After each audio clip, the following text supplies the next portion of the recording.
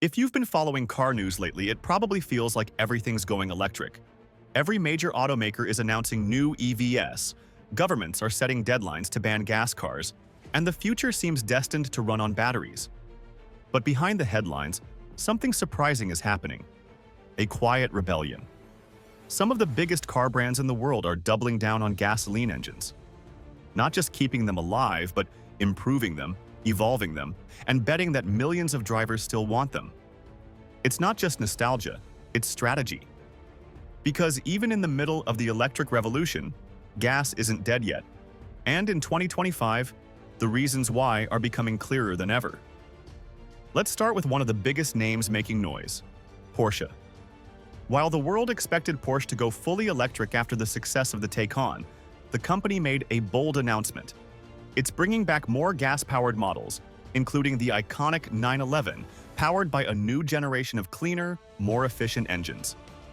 Porsche's reasoning is simple. Not every driver wants silence. Some want the raw, mechanical sound of a flat-six engine at full rev. Some want the connection between gears, clutch, and throttle that only a gas car can deliver. But there's a twist. Porsche isn't ignoring sustainability. It's investing heavily in synthetic e-fuels, which are made using renewable energy and captured carbon. These fuels can power traditional engines with near-zero net emissions. In other words, Porsche doesn't want to kill the combustion engine. It wants to clean it up. And it's not the only one thinking that way. Toyota, the world's largest automaker, is also refusing to go all in on EVs. Instead, it's taking a multi-path approach: hybrids, plug-in hybrids, hydrogen, and yes, new gasoline engines. Toyota's president, Koji Sato, recently said something that turned heads. Battery EVs are important, but they're not the only answer. Toyota argues that many countries, especially developing ones, don't have the infrastructure for millions of electric cars yet. Charging stations are limited, power grids are weak, and battery materials are expensive.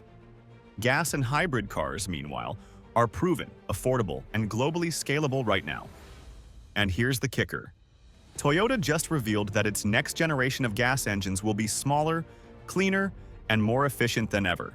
The company is using advanced combustion technology that cuts emissions while increasing power output. So while the rest of the industry is racing toward full electrification, Toyota's quietly optimizing the old formula. And it's working. Then there's Mazda, the underdog of innovation. Mazda recently announced a return of its legendary rotary engine, not as a full powertrain, but as a range extender for hybrid and electric vehicles. It's a clever move, blending the nostalgia of the past with the practicality of the future. The rotary engine is compact, lightweight, and runs smoothly, perfect for generating electricity without taking up much space. Mazda's message is clear. The internal combustion engine doesn't have to vanish, it can evolve. Meanwhile, Ferrari and Lamborghini are also slowing down their transition to electric, not because they're against it, but because they're protecting something bigger: emotion. Ferrari's new 12-cylinder supercar, released this year, is powered by a naturally aspirated V12 engine. No turbos, no hybrid assist, just pure mechanical power. Why? Because Ferrari knows that sound, smell, and sensation are part of what makes their cars legendary. Lamborghini is taking a similar route with its new Temerario, a hybrid V8 supercar that keeps the fire and fury of a combustion engine while adding electric motors for instant torque. For these brands, gas isn't about practicality. It's about passion. Their customers don't buy Ferraris and Lamborghinis for efficiency. They buy them for emotion. Even outside the exotic world, the same logic applies. Ford, for example, isn't giving up on gas anytime soon. Alongside its electric F-150 Lightning, it still sells the F-150 Raptor R, a 700-horsepower beast with a supercharged V8. Why? Because there's still huge demand for performance trucks and SUVs that sound, feel, and perform like traditional American machines. Ford knows it can't ignore its core audience, the buyers who want engines that growl, not hum. That's why its strategy now is power of choice. You can buy an electric F-150 if you want zero emissions, or a V8 Raptor if you want pure muscle. The future, at least for now, includes both. But this shift isn't just about personal preference. It's also about economics and logistics. Building EVs is expensive. Batteries require rare materials like lithium, cobalt, and nickel, most of which come from outside the US. Supply chain issues and price volatility have made EV production unpredictable. Gas engines, on the other hand, are mature technology. Manufacturers already have the factories, workers, and expertise to keep making them efficiently. And then there's the issue of infrastructure. Despite record EV adoption, more than 70% of US counties still lack fast charging stations. Millions of Americans live in apartments or areas without access to at-home charging. For them, gas remains the only realistic option. That's why even governments are softening their deadlines.